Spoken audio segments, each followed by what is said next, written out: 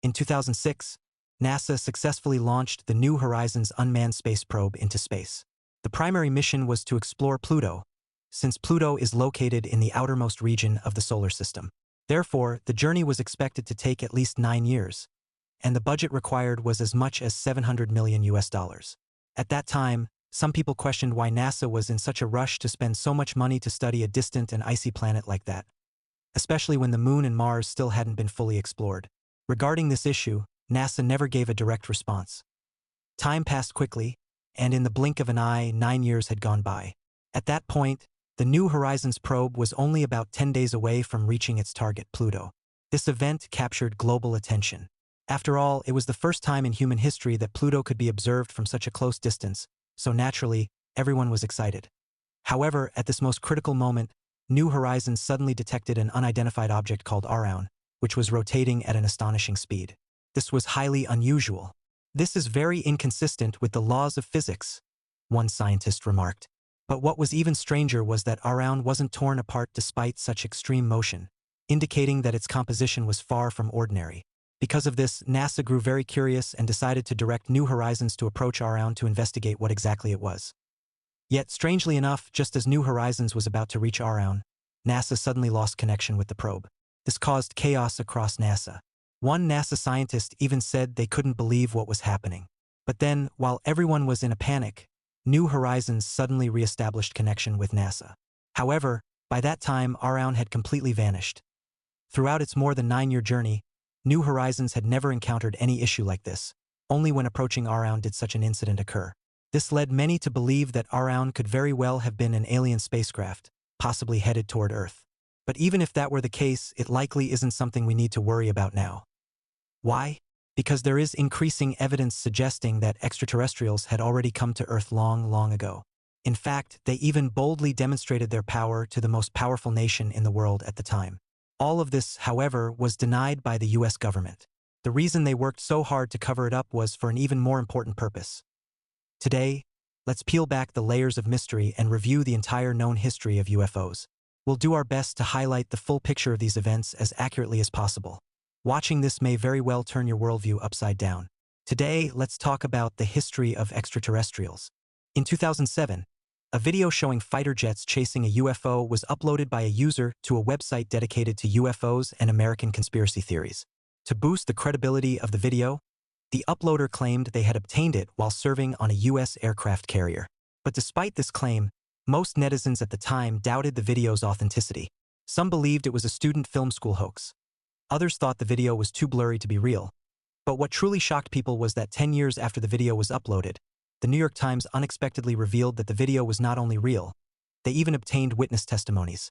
Following this revelation, in 2019, a spokesperson for the US Navy officially confirmed the video's authenticity. At that moment, a video once dismissed as fake suddenly gained public recognition. You can imagine how stunned people were. Under pressure from then-President Donald Trump and US national intelligence agencies, a major turning point occurred: the release of a report related to UFOs. However, in this report, they didn't call them UFOs, unidentified flying objects, anymore, but instead referred to them as UAPs, unidentified aerial phenomena. Don't underestimate the significance of these changes in terminology. This shift means that although the US has acknowledged that something is up there in the sky, they insist it's just a type of atmospheric phenomenon. In other words, they're suggesting it's an illusion caused by weather conditions or visual distortions. However, that explanation doesn't quite match the headline of their own report. In the report on unidentified aerial phenomena, UAP, US intelligence listed 144 UAP incidents, 18 of which exhibited signs of advanced technology, such as hovering at high altitudes, flying against strong winds, and moving abruptly without any visible propulsion systems. Despite these anomalies, the US still insists on calling these technologically advanced objects unidentified aerial phenomena. Well, perhaps that's better than before, because in the past they used to just call them weather balloons. And these so-called weather balloons even once engaged in a full-blown battle with the US military decades ago. Back then, although many people watched shows about aliens and UFOs, anyone who seriously believed in extraterrestrials was usually mocked. But times have changed. Even in Vietnam, although skepticism still exists, more and more people now genuinely believe in the existence of alien life. Some experts have even carefully calculated that, in such a vast universe, Earth cannot possibly be the only planet that harbors life. So, what exactly happened over the past few decades that caused such a dramatic shift in public opinion on this topic? In the past, people couldn't even imagine that other life forms might exist elsewhere in the universe. Even the concept of flying saucers hadn't been invented yet.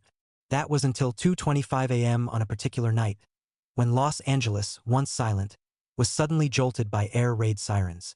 Simultaneously, the city was blacked out as part of emergency defense measures.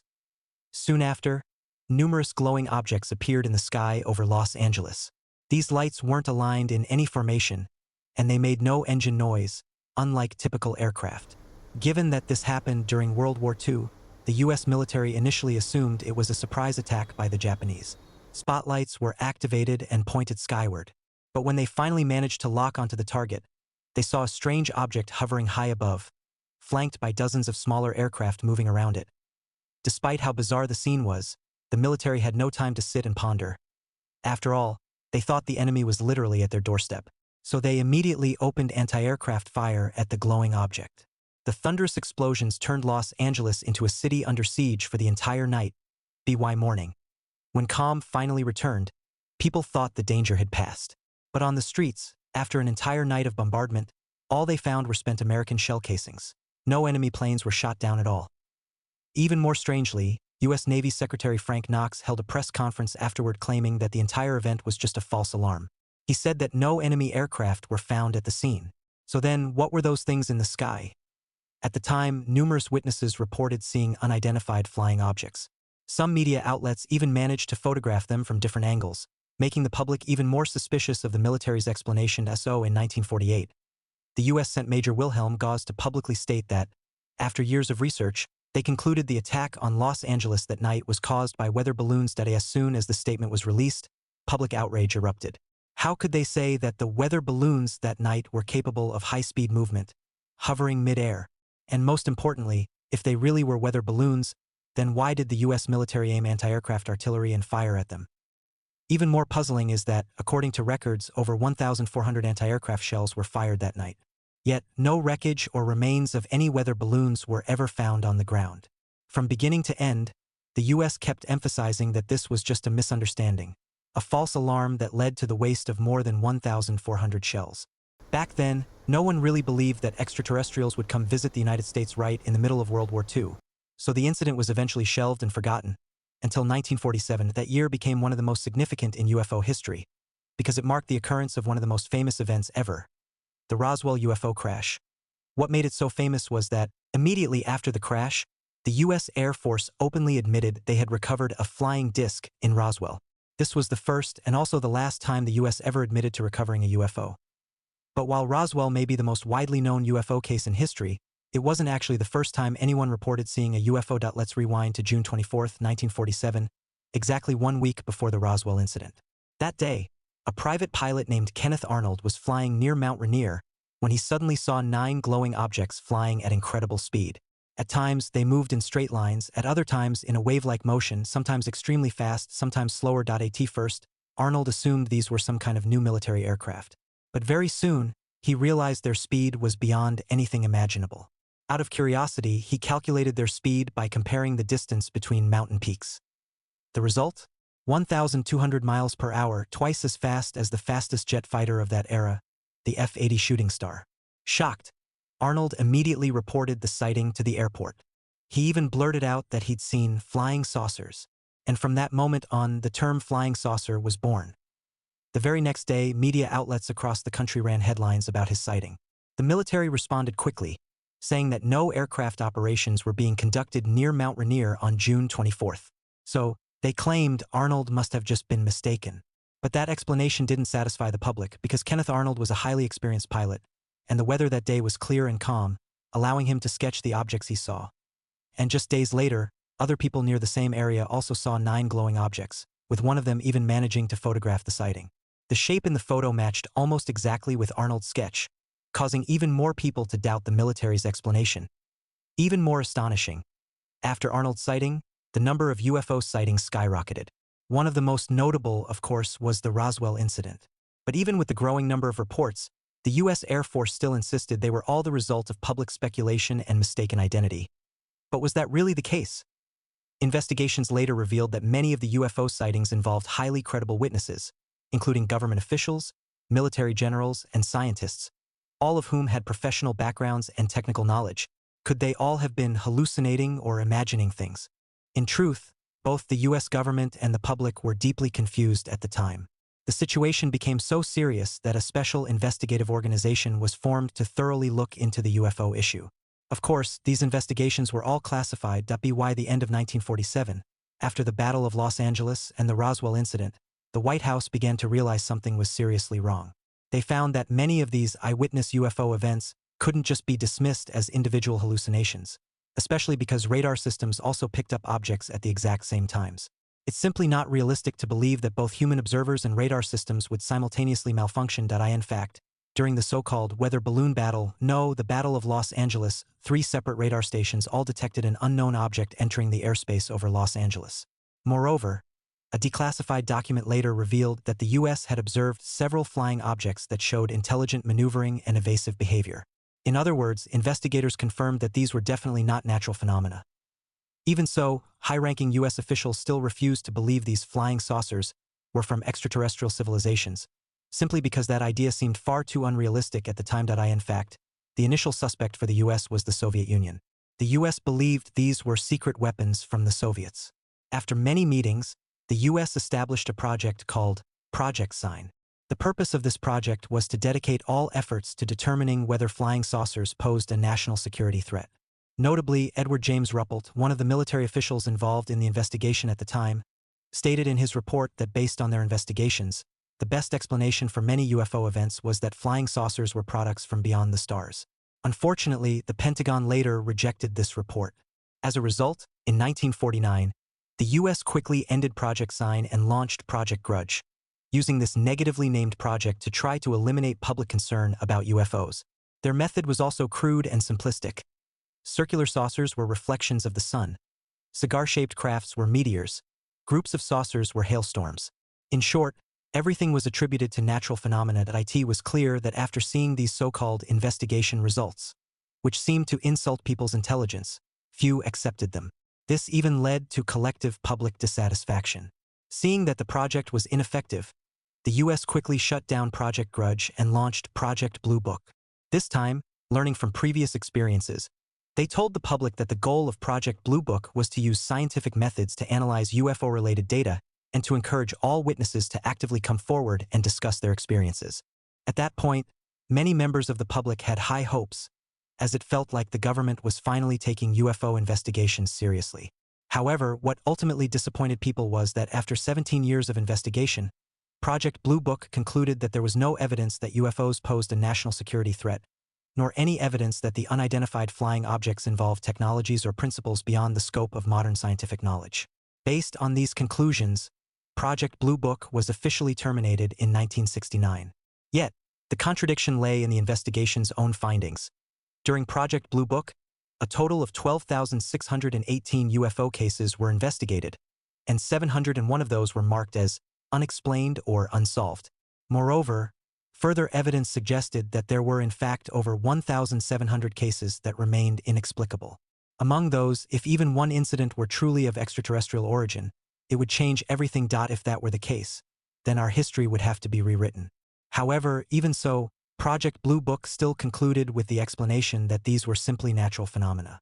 In fact, even today when we read UFO reports, the conclusion is often the same: natural phenomena. But the question remains, if these are really just natural phenomena, then after decades of investigation, why have we still not been able to fully clarify them?